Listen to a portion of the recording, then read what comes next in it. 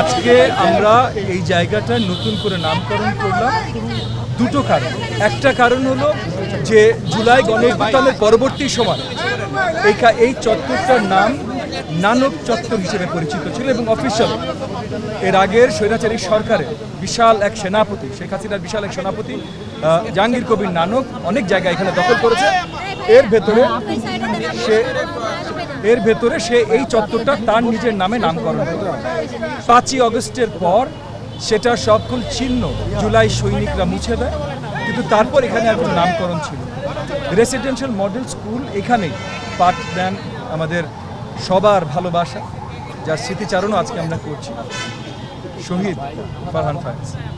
তার পরিবারের সম্মতি নিয়ে, তার পরিবারের সঙ্গে কথা বলে, তার স্কুল এখানে, উনি আন্দোলনে এখানে ছিলেন এবং উনি শহীদ হয়েছেন এখানে আন্দোলন করার সময়।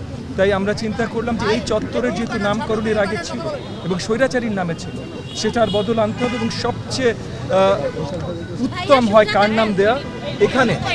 এইখানে যারা হিউস্টনে রকিং টেস্টি, সীমানা ছাড়াও নিজেকে হারাও, যিনি শহীদ হয়েছেন এখানে আন্দোলন করে, তার নামকরণই তাহলে সবচেয়ে উত্তম হয়। সেই হিসেবে আজকে আমরা নতুন করে এই চত্বরের নাম শহীদ ফারহান ফায়েজ চত্বর নামকরণ করি।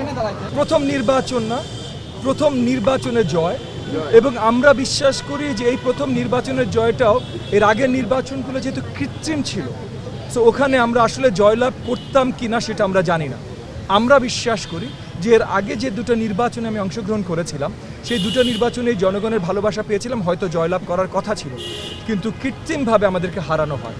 তো সেই হিসেবে আমি এইবার যদিও অফিসিয়ালি প্রথমবার বিজয়ী হয়েছি আপনার সংসদীয় নির্বাচনে, কিন্তু আমি ধরে নিচ্ছি আগেও হয়তো আমাদের ডিউ ছিল।